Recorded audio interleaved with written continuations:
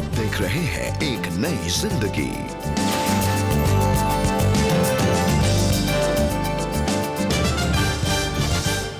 Good morning दोस्तों, आपका बहुत बहुत स्वागत है एक नई जिंदगी के आज के प्रोग्राम में। गुड मॉर्निंग फ्रेंड्स, एक नई जिंदगी में जुड़ने के लिए बहुत बहुत शुक्रिया। हम बेहद खुश हैं इस सुबह आप हमारे साथ जुड़े हैं। जी बिल्कुल दोस्तों, अक्टूबर का महीना है, एक नई सुबह है और हम एक नई थीम लेकर के, एक नई टॉपिक लेकर के आपके साथ हाजिर हैं। मेंटल हेल्थ सीरीज को हम कंटिन्यू कर रहे हैं दोस्तों, और आज हम बात कर रहे हैं कि कई बार हम अपने जीवन में एक ऐसे समय से गुजरते हैं जैसे ऐसा लगता है कि ये अंधकार भरा समय है, और हम सोचते हैं कि क्या इस समय में से भी कुछ अच्छा हमारे जीवन के लिए निकल के आ सकता है। बिल्कुल रिबेका, ये बात जो हम सुनते हैं ना कि क्या इस रात की सुबह है, हाँ? और अक्सर जब हम ऐसे दौर से गुजरते हैं तो हमें कुछ दिखाई नहीं देता, जैसे मानो कोई रात के अंधेरे में चल रहा है और बिल्कुल पिच डार्क है, कुछ नहीं दिखाई दे रहा। We can feel very lost. In fact शास्त्र में हम देखते हैं कई दिग्गजों के साथ ऐसा दौर आया, चाहे वो मूसा है, एलिया है, और उन्होंने तो दुआई की कि प्रभु अगर ऐसा ही दौर से हमें ले जाना है तो हमें मार दे। और हमें भी, हमारे शायद दर्शक होंगे जो ऐसे निराशा के दौर से गुजर रहे हैं, बहुत मेंटल स्ट्रेस कैरी कर रहे हैं। दोस्तों, हम उम्मीद करते हैं कि हमारे आज का प्रोग्राम आपके लिए एक आशा का कारण होगा। परमेश्वर आपसे आज कहना चाह रहा है कि there is light at the end of the tunnel. परमेश्वर की रोशनी जरूर चमकेगी और इस अंधेरे को आपके जीवन से दूर करेगी। Yes, and friends, as we always say, हम हमेशा कहते हैं, क्योंकि ये वचन में लिखा है कि परमेश्वर हर परिस्थिति से भलाई को ही उत्पन्न करते हैं। तो आइए दोस्तों, आज हम मिलकर इस सुबह की शुरुआत करें एक बहुत ही खूबसूरत आराधना भरे गीत के साथ। हालेलुया स्तुति गाएं हम। आइए हम सेंट पॉल्स कैथेड्रल की कोयर के साथ मिलकर परमेश्वर के लिए स्तुति के गीत गाएं, हालेलुया गाएं। हालेलुया स्तुति गाएं हम, यीशु की स्तुति गाएं हम, हालेलुया स्तुति गाएं हम, यीशु की स्तुति गाएं हम, hallelujah, hallelujah, hallelujah, hallelujah, hallelujah, hallelujah.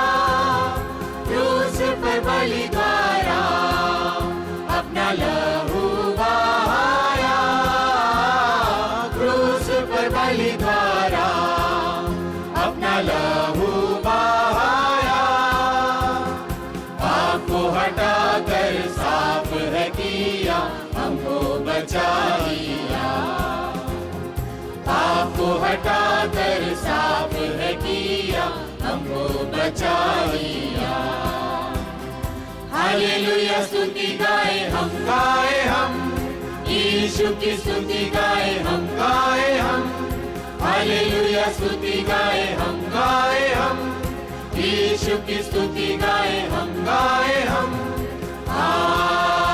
Hallelujah, hallelujah, hallelujah,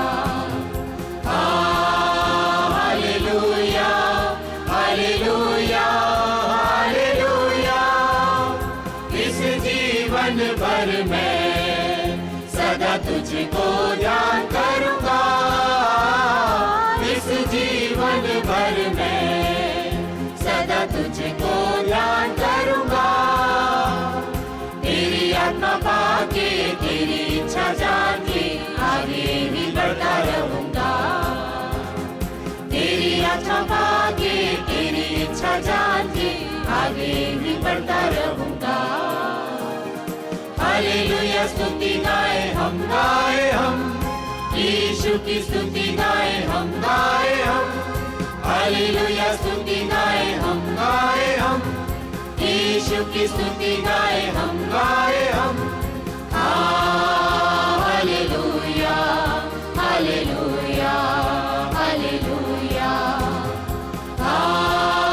hallelujah, hallelujah, hallelujah.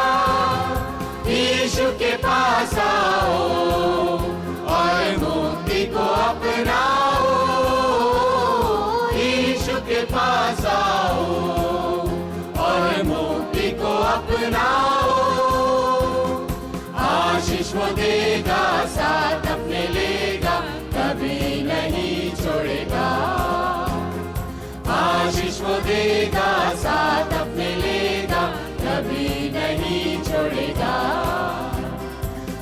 Hallelujah स्तुति गाए हम यीशु की स्तुति गाए हम हालेलुया स्तुति गाए हम यीशु की स्तुति गाए हम hallelujah hallelujah hallelujah hallelujah hallelujah hallelujah. Thank you very much dear choir इस गीत के लिए। और बहुत अच्छा है कि जब हम ऐसे समय से गुजरते हैं जहाँ हमें लगता है कि सिर्फ अंधकार ही अंधकार है, तब हम परमेश्वर की स्तुति आराधना करें और परमेश्वर की उपस्थिति को इन गीतों के द्वारा हम एक्सपीरियंस करें और हम अपने जीवन को, अपने मानसिक स्वास्थ्य को बदलते हुए देखेंगे। बिल्कुल दोस्तों, जब हम गाते हैं खासकर ऐसी परिस्थिति में जहाँ पे हमें कुछ दिखाई नहीं दे रहा, जहाँ पे हमें पता नहीं कि क्या होने वाला है कल, और जो मौजूदा हालात है वो बहुत गंभीर है, ऐसे में जब हम परमेश्वर की जय जयकार करते हैं तब परमेश्वर का सामर्थ आता है दोस्तों। परमेश्वर का सामर्थ आता है और हमारे समस्याओं में वो हल लेकर आता है और अपना सामर्थ, अपना अद्भुत अलौकिक प्रकाश हमारे बीच में लेकर आता है। जी दोस्तों, इसलिए हमेशा हम परमेश्वर की स्तुति प्रशंसा करते रहें। आइए इस समय हम मुलाकात करें अर्चना से, जिन्होंने भी अपने जीवन में एक ऐसा समय देखा जब ऐसा लगता था कि सिर्फ अंधकार ही अंधकार है। क्या अर्चना अपने जीवन में ये जान पाएगी कि उस अंधकार का मकसद उनके जीवन के लिए क्या है? आइए अर्चना से हम मिले और उनकी सच्ची कहानी हम देखें। निराशा जरूर थी, दुख जरूर था, परिस्थितियां विपरीत थी, सपने टूट गए थे। अर्चना एस्थर के अपनी जिंदगी को लेकर कई बड़े सपने थे। वो इलेक्ट्रिकल इंजीनियरिंग की पढ़ाई कर रही थी। अपने फाइनल ईयर में छुट्टियों के बाद हॉस्टल लौटते वक्त कुछ ऐसा हुआ जिसने उनका जीवन हमेशा के लिए बदल दिया। ड्राइवर बकरियों को बचाने के लिए उसने गाड़ी साइड से नीचे उतार ली। जब उतारी तो उसको कंट्रोल नहीं कर पाया और गाड़ी यानी कि पलट गई। और जो मैं बाहर कंडक्टर साइड बैठी हुई थी तो वहाँ से मैं गिरी। जब मैं गिरी तो मुझे जस्ट एक मेरा कॉलर बोन ब्रेक हो गया था और इसके अलावा स्पाइनल कॉर्ड इंजरी थी और उस वैसा कुछ लग भी नहीं रहा था कि मुझे कहीं से ऐसा ब्लीडिंग हुई हो। बस ये था कि बॉडी में मूवमेंट्स नहीं हो रहे थे, यानी कि नीचे लोअर पार्ट जो है वो हिल नहीं रहा था। एक कोलीग और पास के लोगों ने अर्चना को हॉस्पिटल पहुंचाया और उनके परिवार को भी इन्फॉर्म कर दिया। पाडरा हॉस्पिटल में जब एक ऑपरेशन हो चुका था, उसमें इनहेरिटेड लॉक डाली हुई थी, उसके बाद 2 ऑपरेशन हुए। उस समय बोला गया कि डॉक्टर टावरी के यहाँ नागपुर में ऑपरेशन तो हमने कर दिया है, मगर एज को देखते हुए उस समय 23 एज थी मेरी, तो बोला कि एक एज को देखते हुए हो सकता है कि ये रिकवर हो जाएगा। अर्चना के पेरेंट्स ने वो सब कुछ किया जो उनके लिए संभव था, लेकिन उनकी हालत में कोई सुधार नहीं आया। लगभग 2 साल तो हॉस्पिटल में ही निकल गए, एक हॉस्पिटल से दूसरे हॉस्पिटल में रहने के लिए।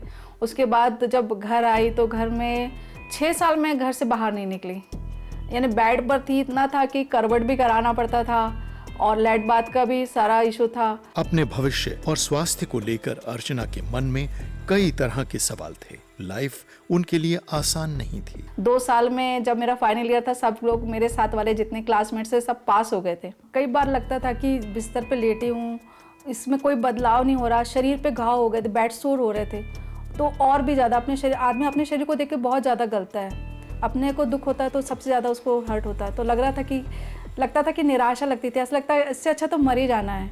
अर्चना को इन परिस्थितियों से गुजरते देख उनके अंकल ने स्पिरिचुअली उनकी मदद करनी शुरू की। उन्होंने बोला करके तुम चर्च नहीं जाती हो तो मैं तुमको घर आके ही स्पिरिचुअल ट्रेनिंग दूंगा, यानी कि बाइबल के बारे में सिखाऊंगा, क्योंकि परमेश्वर ने मुझे बोझ दिया है। और परमेश्वर का ही उपाय था, वो घर आने लगे, सिखाने लगे। और फिर मैंने धीरे धीरे व्हीलचेयर पे बैठना भी शुरू किया। फिर मेरा स्टैमिना भी बढ़ता गया कि मैं बैठकर उनसे सीख पाई। अर्चना जल्दी ही एक क्रिश्चियन मीटिंग अटेंड कर पाई और उन्होंने प्रीचर से जो सुना उससे उन्हें वो आशा मिली जिसकी उन्हें आवश्यकता थी। और उन्होंने एक बात कही कि ऐसा हो भी सकता है कि तुम एक गिलास पानी उठाकर पी भी नहीं सकते, और मगर परमेश्वर को अगर आप अपना जीवन दे दोगे तो परमेश्वर उसे इस्तेमाल करना जानता है। तो मेरे को जब ये बात आई तो मेरे को अपनी कंडीशन याद आई परिवार में कि सही बात है, मुझे एक समय एक काम के लिए भी किसी पर डिपेंड होना पड़ता, पानी पीने के लिए भी, और ये बहुत क्लियरली कॉल था।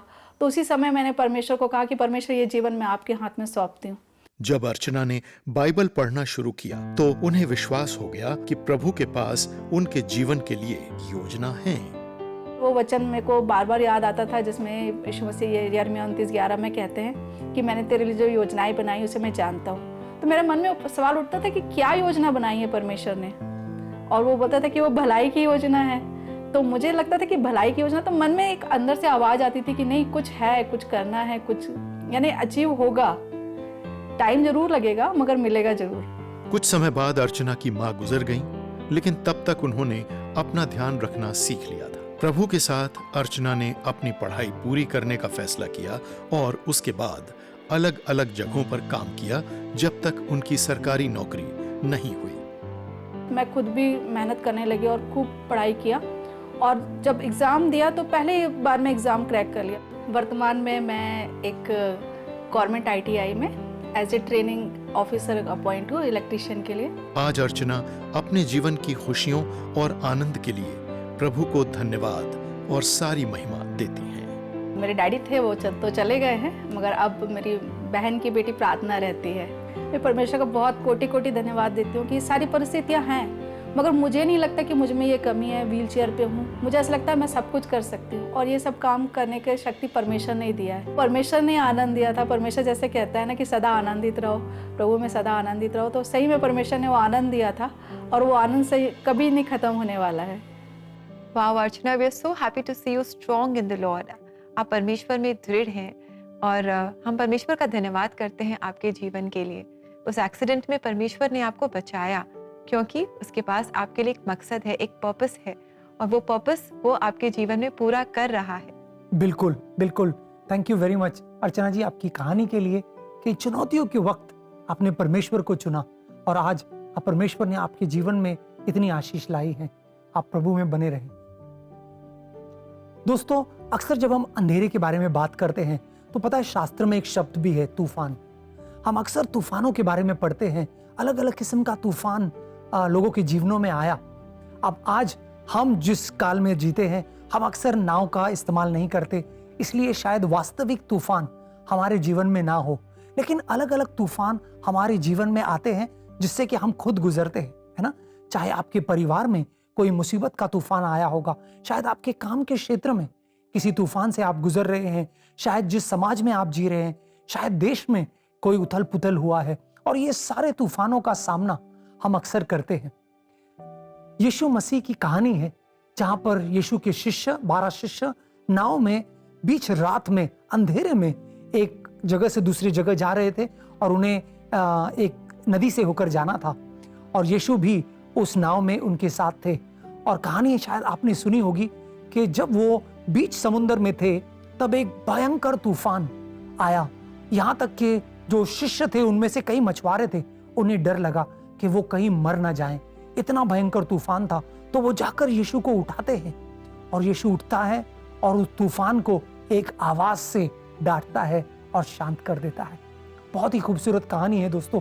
इस कहानी से हम 4 बातें सीखते हैं। मैं चाहता हूं अगर आप तूफानी हालात से गुजर रहे तो इन 4 बातों को ध्यान से सुनिए। सबसे पहली बात, हम ये जानते हैं कि हमारे नाव में यीशु मसीह है। यस, यीशु ने हमसे कभी नहीं कहा कि आपके जीवन में तूफान नहीं आएगा, लेकिन इस बात का वादा जरूर किया कि चाहे तूफान है या समुद्र शांत है, जान लो कि तुम्हारे जीवन में मैं हूं, तुम्हारे नाव में मैं हूं। दूसरी बात दोस्तों, मैं आपके लिए एक वचन पढ़ता हूं, बहुत ही प्रोत्साहनजनक वचन है, मरकुस का 4 अध्याय 38वां वचन। आइए देखते हैं इस वचन को। मार्क चैप्टर 4 वर्स 38, मरकुस का 4 अध्याय 38वां वचन कहता है, परंतु वो नाव के पिछले भाग में तकिया लगाकर सो रहा था। उन्होंने उसे जगाया और उससे कहा, हे गुरु, क्या तुझे चिंता नहीं कि हम नाश हो रहे हैं? दूसरी बात दोस्तों, यीशु उस कहानी में तूफान के बीच तकिया लगाकर सो रहा है। यह वचन जानबूझकर लिखा गया है कि हम जाने कि चाहे हम कितने भी चिंतित हो, लेकिन परमेश्वर कभी परेशान नहीं होता, वो हमेशा नियंत्रण में है दोस्तों। तो दूसरी बात, हमारी स्थिति पे शायद हमारा नियंत्रण ना हो, लेकिन परमेश्वर का नियंत्रण जरूर है। तीसरी और स्वाभाविक बात है दोस्तों कि यीशु में सामर्थ है हर तूफान को शांत करने का। यस, दोस्तों, चाहे आपका तूफान कितना भी भयंकर हो, कितना भी डरावना हो, कितना भी गहरा हो, लेकिन याद रखें यीशु उसे चुटकी में शांत कर सकता है। यीशु पर भरोसा करें। और चौथी और अहम बात दोस्तों, जब ये तूफान शांत हुआ तो पता है चेलों ने क्या कहा? चेलों ने कहा, ये कौन है? ये कौन है जो तूफान को भी शांत कराता है, जो लहरों को डांटता है? ये कौन है? एक नया प्रकाशन शिष्यों को यीशु के बारे में मिला। दोस्तों, जब हम तूफान से गुजरते हैं ना, तो परमेश्वर हमें अलग दिखाई देता है। बिल्कुल नया स्वरूप, नया चरित्र, नए प्रेम को हम अनुभव करते हैं। जब हम तूफान से जाते हैं तो तूफान का भी एक मकसद है दोस्तों। तो अगर आज आप तूफान से गुजर रहे हैं, घबराइए नहीं। ये 4 बातें जानिए कि एक, यीशु आपके नाव में है। दूसरा, वो नियंत्रण में है। तीसरा, वो तूफान को शांत कर सकता है। और चौथा, तूफान का एक मकसद है कि आप परमेश्वर को और करीब से जानें। तो दोस्तों, आज के बाद आप और हम मिलकर जो तूफान हमारे जीवन में आ रहे हैं, इनके लिए हम परमेश्वर का धन्यवाद करेंगे, क्योंकि हम जानते हैं कि इन तूफानों के बीच में वो है और वो नियंत्रण में है। And we walk by faith and not by sight. तो इसलिए विश्वास के साथ हम परमेश्वर का हाथ थामे रहेंगे और वो हमें इन हर तूफान में से बाहर ले आएंगे। सब तूफानों को हमारे जीवन में वो शांत कर देंगे। और आइए दोस्तों, हम मिलकर प्रार्थना करें और प्रार्थना में हम आपकी सहायता करना चाहेंगे। तो हमारा जो प्रेयर लाइन नंबर है 99 10 40 10 10, इस पर आप हमें कॉल कर सकते हैं, व्हाट्सएप कर सकते हैं। हमें बहुत खुशी होगी आपके साथ मिलकर प्रार्थना करने में। साथ ही काउंसलिंग के लिए आप हमारी वेबसाइट पर जाएं और फ्री काउंसलिंग स्लॉट आप बुक कर सकते हैं। हमारा एड्रेस है cbnindia.org/cbn special offers। ऐसा जरूर कीजिएगा दोस्तों। अब वक्त है ब्रेक का। जब ब्रेक से लौट कर आएंगे तो कोई शक में आपके भेजे गए सवालों का जवाब देंगे। तो कहीं जाइएगा नहीं, हमारे साथ बने रहिए।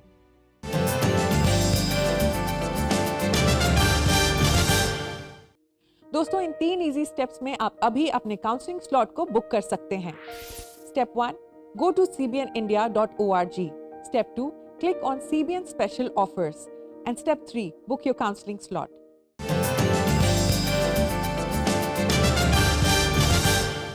वेलकम बैक दोस्तों। आज मेंटल हेल्थ सीरीज में हम बात कर रहे हैं कि कई बार हम अपने मन में खास करके बहुत अंधकार एक्सपीरियंस करते हैं। ऐसा लगता है कि जीवन में सब कुछ थम गया है, अंधकार ही अंधकार है। क्या कोई भलाई ऐसी परिस्थिति से आ सकती है? आज हम एक नई जिंदगी प्रोग्राम में इसी विषय पर बात कर रहे हैं। यस, और रिबेका, अक्सर ऐसे होता है कि जब हम अंधकार से जाते हैं तो हमारे मनों में कई सवाल उठते हैं। जी जी, बिल्कुल, बहुत अच्छा आपने कहा राहुल। और इस समय भी हम कुछ सवालों के जवाब पाएंगे। तो दोस्तों, समय है कोई शक का।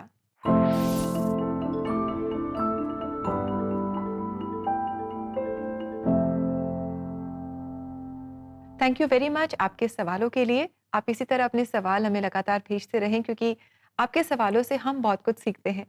आज के पहले सवाल में हमारे दर्शक पूछ रहे हैं, how can I find peace and hope in God when I feel overwhelmed bye anxiety और डिप्रेशन? मैं अपने जीवन में शांति और आशा परमेश्वर में कैसे पा सकता हूँ जब मैं बहुत डिप्रेस्ड फील करता हूँ और बहुत चिंतित फील करता हूँ? That is a fantastic question. बहुत ही अच्छा सवाल है। अक्सर लोग सोचते हैं कि हम शांति कैसे पाएं, हमारे मुश्किल हालात में, हमारे चुनौतियों में हम शांति कहाँ पाए।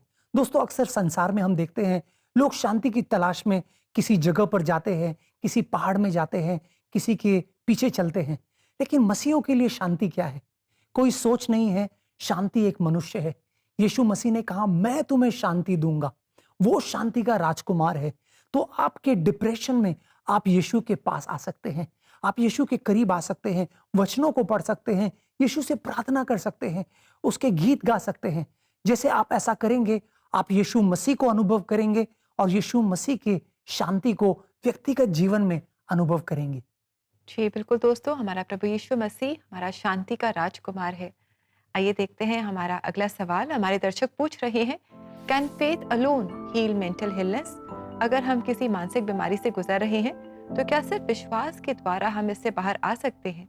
दोस्तों, हम शास्त्र में देखते हैं कि विश्वास बहुत जरूरी है और विश्वास ऐसा है जो परमेश्वर को प्रसन्न करता है। लेकिन हम ये भी देखते हैं, चाहे वो चंगाई की कहानियों को देखे या अद्भुत चमत्कारों की कहानियों को देखे, अक्सर जब परमेश्वर ने किसी को कहा विश्वास करने के लिए, तो साथ ही साथ परमेश्वर ने उनसे कहा कुछ कदम उठाने के लिए। सही है ना? नामन की कहानी मुझे याद आती है कि परमेश्वर ने कहा, क्या तू चंगाई पाना चाहता है, अपने कोढ़ की बीमारी को साफ करना चाहता है, तो जा यरदन नदी में 7 बार डुबकी लगा। कई सारी ऐसी कहानियां हैं जहां पर परमेश्वर कदम उठाने को कहता है। शायद परमेश्वर आपसे कह रहा है, हाँ विश्वास करना है और साथ ही साथ विश्वास का कदम उठाना है।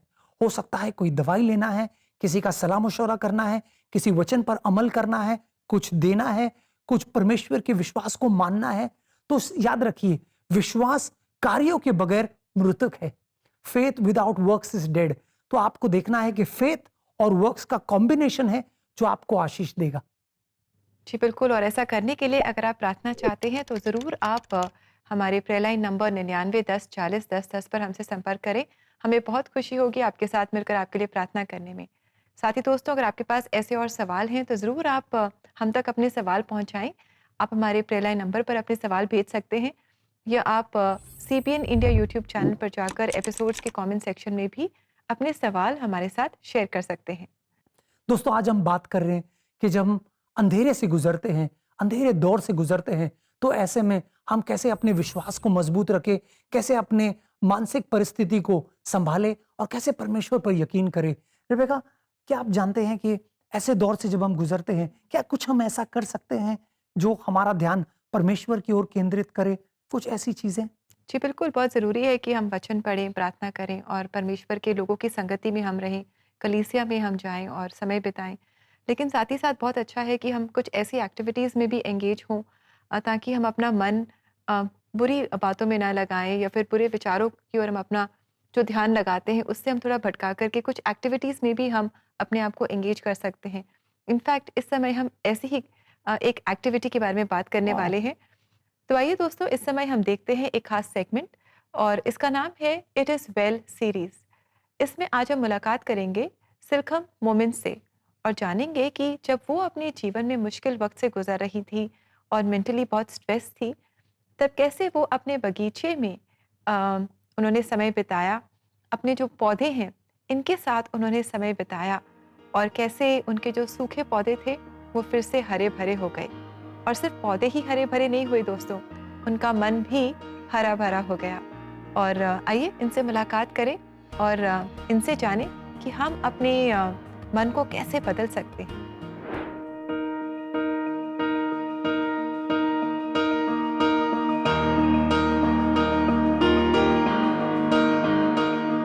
हाय, मेरा नाम किम मोमिन है और मैं हॉस्पिटल एडमिनिस्ट्रेशन में मास्टर्स कर रही हूँ। स्टूडेंट होना मुश्किल है, अच्छे नंबर, रिसर्च, प्रैक्टिकल्स, हर रोज वही सब चीजें।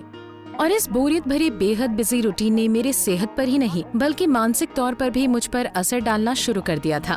मैं बहुत थकी हुई और तनाव में थी, और तभी ये पैंडेमिक हुआ। पर वो कहते हैं ना, जब कुछ बुरा होता है तो कुछ अच्छा भी होता है। मुझे अपने पौधों के साथ ज्यादा समय बिताने का मौका मिला, जो मैं पहले नहीं कर पाती थी। मेरे कई पौधे बेजान होने की कगार पर थे और मैंने लॉकडाउन में इस चुनौती को लेने का फैसला किया, और ये जानते हुए कि मेरे पास बहुत समय है, मैंने उन्हें धीरे धीरे वापस हरा भरा बना दिया।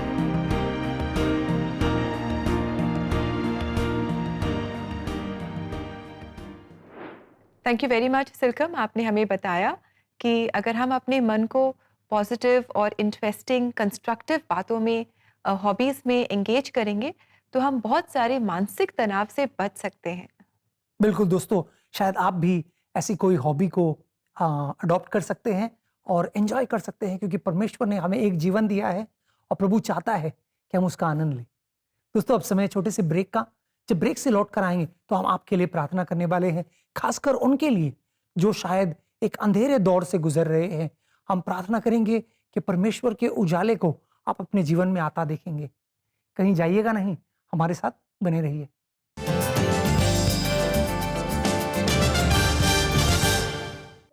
एक नई जिंदगी के दर्शकों को निमंत्रण है कि आज ही आप एक नई जिंदगी के परिवार में जुड़ें। आप एक नई जिंदगी प्रोग्राम को टीवी और डिजिटल मीडिया प्लेटफॉर्म के द्वारा हर घर तक पहुंचाएं, और ऐसा करने के लिए आप हर महीने 50 रुपए का योगदान दे सकते हैं। और अपना योगदान हम तक पहुंचाने के लिए आप स्क्रीन पर आए QR कोड को स्कैन करें और आज ही एक नई जिंदगी परिवार में आप शामिल हों।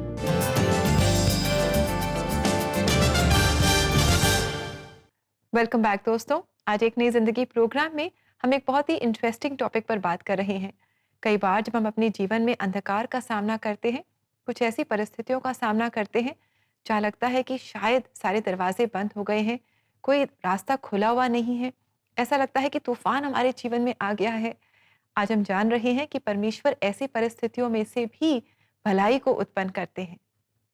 बिल्कुल दोस्तों, और ये मुमकिन है जब हम प्रार्थना करते हैं। जब हम प्रार्थना करते हैं तो परमेश्वर बंद दरवाजों को खोलता है और हमारे जो अंधकार है उसके बीच उजाले को चमकाता है।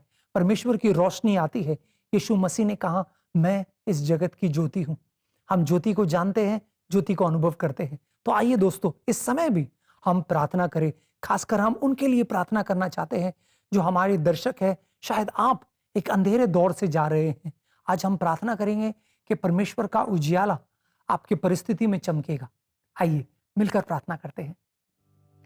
स्वर्गीय पिता, हमारी नजरों को हम तेरी ओर लगाते हैं। तू अच्छा है, तू भला है प्रभु। हमारे अंधेरे दौर में भी तू हमारा हाथ नहीं छोड़ता प्रभु, तू हमें थामे रखता है प्रभु। शास्त्र में जब हम कहानियों को देखते हैं कि तू शिष्यों के साथ उस तूफानी रात में भी उनके नाव में था प्रभु, तूने नाव को शांत भी किया। वैसे ही प्रभु तू इस समय मनों को शांत कर। वो मन जो अंधेरे से परेशान है, घबराए हुए हैं और एक डर का माहौल उनके दिल में छाया हुआ है, प्रभु तू अपनी शांति को लेकर आ। तेरे उपस्थिति का एहसास उन्हें होने दे प्रभु। उन्हें इस बात पर यकीन होने दे कि तू नियंत्रण में है। और प्रभु हम चाहते हैं कि तेरी शांति से उन्हें भर दे प्रभु। उनके जीवनों में हल लेकर आ, तेरी ज्योति चमके और हर अंधेरे को दूर करे। ये प्रार्थना हम यीशु मसीह के सामर्थी नाम में करते हैं। आमेन आमेन।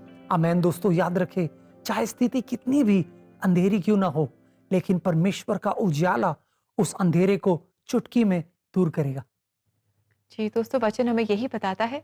आइए इस समय हम देखें परमेश्वर का जीवित वचन। और हम जानते हैं कि जो लोग परमेश्वर से प्रेम रखते हैं उनके लिए सब बातें मिलकर भलाई ही को उत्पन्न करती हैं, अर्थात उन्हीं के लिए जो उसकी इच्छा के अनुसार बुलाए हुए हैं। रोमियो 8:28। दोस्तों कितना अच्छा ये वचन है और आपने इस प्रोग्राम में कई बार इस वचन को सुना होगा, जो हमें बताता है कि जो भी हमारे जीवन की परिस्थितियां हों, जो भी चैलेंजेस हों, जो भी तूफान हमारे जीवन में उठें, जो भी अंधकार से हम अपने जीवन में गुजरें, परमेश्वर हर बात में से भलाई को उत्पन्न करते हैं अगर हमारा विश्वास उस पर है। बिल्कुल दोस्तों, परमेश्वर हर स्थिति में आपके साथ भलाई करेगा। दोस्तों हम उम्मीद करते हैं हमारे आज के प्रोग्राम से आप प्रोत्साहित हुए हैं। अगर आप अंधेरी स्थिति में थे तो अब आप यकीन कीजिए कि परमेश्वर आपके जीवन में उजाला लेकर आ रहा है। आपके डर को वो निकाल रहा है, आपको मानसिक रूप में वो मजबूत कर रहा है, आपके विश्वास को वो और दृढ़ कर रहा है। जी और दोस्तों हम आपको याद दिला दें कि अगर आप प्रार्थना चाहते हैं तो आप ज़रूर हमसे संपर्क करें। आप हमारे प्रेलाइन नंबर 99 10 40 10 10 पर हमें कॉल करें, व्हाट्सएप करें। आप व्हाट्सएप चैट के द्वारा भी अपने प्रेयर मैटर्स हमारे साथ शेयर कर सकते हैं। तो ज़रूर आप हमसे संपर्क करें and we will be waiting for your calls and we look forward to praying with you and for you. Yes दोस्तों, अब समय हो चला है आपसे अलविदा कहने का, आपसे विदा लेने का, इस वादे के साथ कि कल सुबह 6:30 बजे कलर्स चैनल पर एक नई जिंदगी आपके लिए फिर हाजिर होगी। और दोस्तों कल हमारा खास एपिसोड है। कल हम मराठी भाषा पर, रीजनल फोकस में हम मराठी भाषा पर गौर करने वाले हैं। तो आप अपने जो महाराष्ट्रन दोस्त हैं उन सबको बोलिए कि वो कल सुबह जरूर हमारे साथ जुड़े। तब तक के लिए please take care and God bless you. God bless you friends.